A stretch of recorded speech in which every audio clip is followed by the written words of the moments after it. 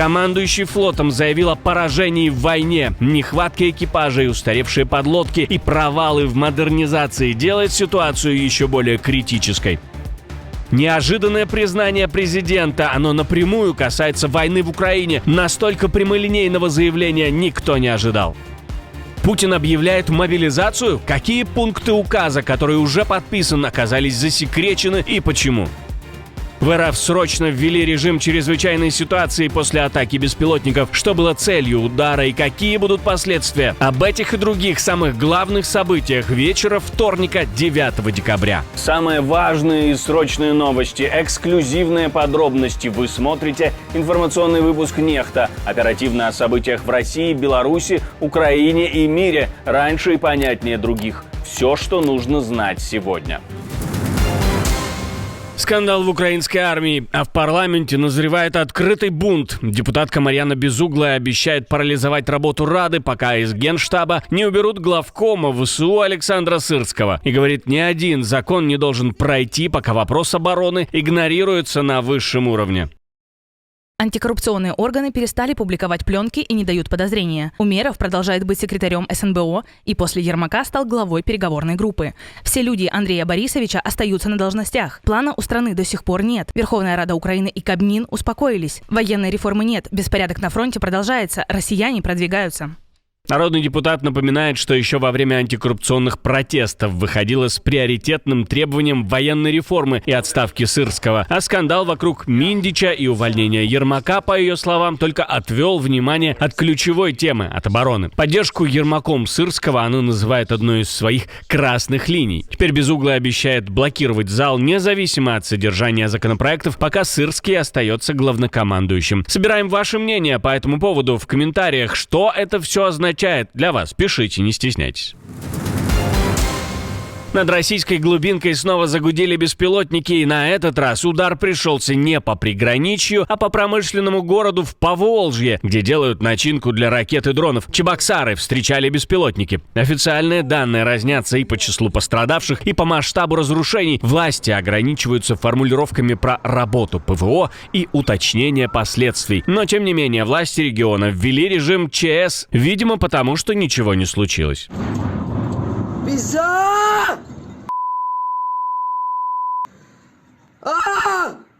Украинские и оппозиционные российские ресурсы утверждают, что цель удара – оборонно-промышленная инфраструктура. В этот раз акционерное общество «ВНИИР Прогресс». По открытым данным и сообщениям Генштаба ВСУ, ВНИИР Прогресс производит навигационное и радиоэлектронное оборудование, антенны, устойчивые к радиоэлектронной борьбе для ракет, дронов камикадзе и корректируемых авиабомб. Речь идет о компонентах для «Искандеров», крылатых ракет «Калибры», модулей управляемых бомб. Удар по такому заводу бьет не по картинке, а по возможности РФ производить и модернизировать высокоточное оружие, особенно дальнобойные ракеты и дроны с помехоустойчивой навигацией и связью.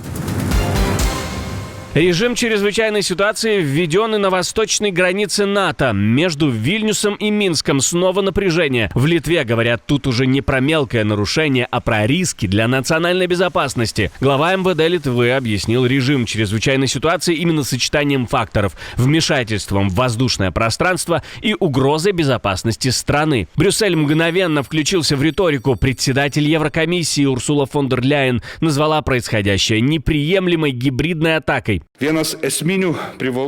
Одно из ключевых преимуществ введения чрезвычайного положения – усиление сотрудничества с вооруженными силами Литвы. Во время ЧП военнослужащим могут предоставляться особые полномочия, что делает их действия совместно со службами Министерства внутренних дел, а также отдельно более эффективными. Участие армии и использование специальных полномочий при нейтрализации нарушений воздушного пространства становится законным.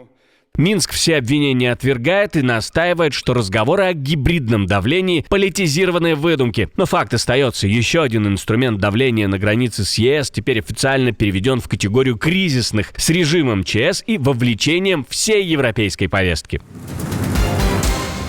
Одна из самых трагичных ситуаций на этом этапе войны. Количество жертв растет и подбирается к 4 десяткам. Тернополь разбирают по кирпичикам после ноябрьского удара РФ. И каждый новый пролом в завалах приносит не надежду, а новые цифры смертей. Спустя почти 3 недели счет жертв снова вырос. Глава полиции Тернопольской области сообщил, что спасатели обнаружили тела еще 2 людей, которых считали пропавшими без вести после российского удара 19 ноября. По состоянию на 9 декабря подтверждена гибель 38 человек, среди них 8 детей. Без вести пропавшими считаются еще 3 взрослых. Следственные действия и работы на месте продолжаются, и каждый найденный фрагмент разрушенных домов все еще может изменить финальные цифры трагедии. Ночью 19 ноября Россия ударила по промышленному объекту и 2 жилым многоэтажкам в Тернополе. По данным воздушных сил, в дома попали российские крылатые ракеты.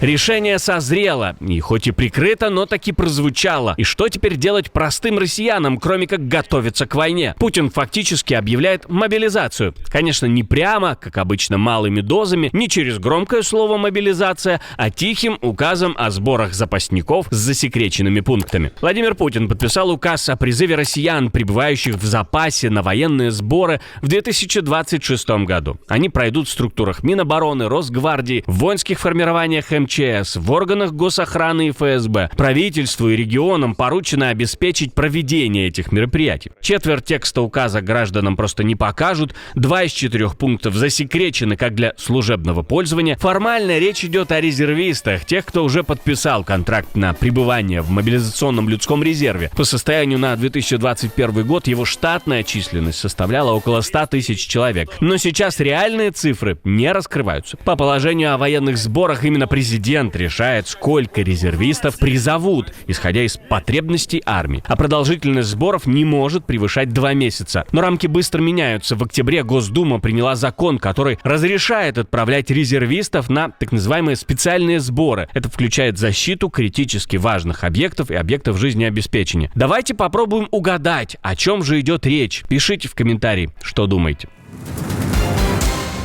Киев и Варшава на перегонки говорят о готовности к диалогу, но ключевой жест так и не сделан, а это не улучшает отношения между давними партнерами. Кто первым пригласит кого и в каком формате. На этом фоне и не без волшебного пинка Владимир Зеленский фактически публично подталкивает польского президента к встрече.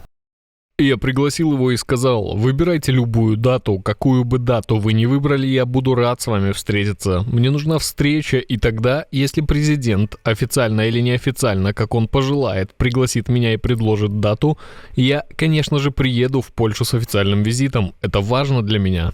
Президент Украины подчеркивает, что Киев уважает Польшу и благодарен за прием украинцев, помощь и поддержку с начала полномасштабной войны. Но теперь, по сути, мяч на стороне Варшавы. Без формального приглашения визит Зеленского в Польшу зависает в воздухе. Ранее глава Бюро международной политики канцелярии президента Польши Марчин Пшидач говорил, что если Зеленский хочет встречи с Навроцким, тот должен приехать в Варшаву. Министр иностранных дел Радослав Сикорский тоже намекал, что украинский лидер мог бы и сам попросить о визите в президентский дворец. Посол Украины в Польше Василий Боднар еще в октябре заявлял, что Киев предложил Варшаве несколько возможных дат визита Навроцкого в Киев, и, по его словам, польская сторона взяла эти предложения на рассмотрение. Правда, прямого отказа не давала. Британия терпит поражение в войне. Страна рискует впервые со времен Второй мировой проиграть Атлантику. И звучит это не из уст паникеров, а от человека, который руководит Королевским флотом. Больше всего меня беспокоит то, что происходит под волнами. Я также могу сказать вам сегодня, что преимущество, которым мы пользовались в Атлантике со времен окончания Второй мировой войны, находится под угрозой. Мы держимся, но нас надолго не хватит. Россия накачивает Северный флот, несмотря на цену войны против Украины. На практике это уже видно. За 2 года число заходов российских судов в британские воды выросло на 1/3. Лондон отвечает запуском единой системы обнаружения на основе акустики и искусственного интеллекта. Контракты, к слову, по ней должны выдать уже в следующем году. При этом сам флот зажат по ресурсам. 4 стареющие подлодки месяцами не сходят с боевого дежурства из-за нехватки других лодок. Ударные субмарины простаивают в ремонтах, а с набором переговорам моряков дела идут с перебоями. Если Британия и союзники не ускорятся, контроль над Атлантикой перестанет быть делом привычки, и его придется отвоевывать уже в условиях, когда Россия играет на подводном поле первым номером. Неожиданное признание президента, может, одно из главных за последнее время. Нет, все очевидно, но впервые об этом заявляется настолько прямолинейно. Дональд Трамп открыто хвастается, что зарабатывает на войне в Украине, и делает это не где-то в кулуарах, а публично, с улыбкой и прикрывая бизнес гуманитарной риторикой. Отвечая на вопрос, будет ли его администрация продолжать участие в переговорах по урегулированию войны, Трамп назвал ситуацию замечательной, с поправкой на одну проблему. Слишком много людей погибает, а он хочет, чтобы это прекратилось. Звучит цинично на фоне того, что он подчеркивает, Америка на этой войне зарабатывает, а не только борется за мир.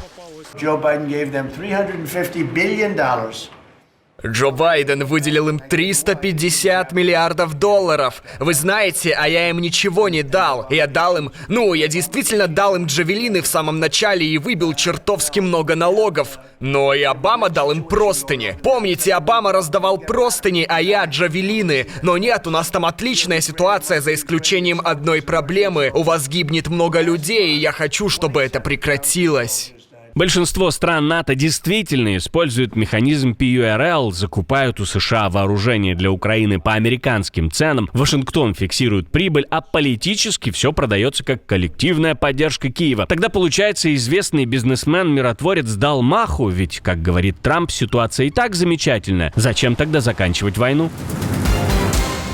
В Кремле всерьез обсуждают воровство искусственного интеллекта в ЕС. Но есть несколько моментов. Путин заслушал доклад Вячеслава Володина о якобы проворовавшемся ИИ министре Албании и проблемах с искусственным интеллектом в Европейском Союзе. Есть и вызовы, и проблемы сегодняшнего дня. Вот в одной из стран Евросоюза взяли и министра назначили в виде искусственного интеллекта, а сейчас уже к нему предъявляют претензии, потому что он проворовался. Нет базовых законов, которые бы регулировали вопросы, связанные с искусственным интеллектом, роботом и человеком. Проблема в том, что сама история про албанского министра-робота, замешанного в коррупции, была выдумана хорватским сатирическим изданием «Панорама» как чистый фейк. Албания вообще не входит в Евросоюз, к слову, но это не помешало встроить ее в рассказ о загнивающем Западе и цифровой коррупции в Союзе. В итоге высшее российское руководство фактически обсуждало пример, который изначально был сатирой, и тем самым само стало частью чужой шутки. Отдельное спасибо, что досмотрели до конца. Спасибо за ваше доверие. Жду развернутых комментариев, лайков и репостов. Это важно, чтобы нас становилось больше. На этом пока все. До новых встреч и хороших вам новостей.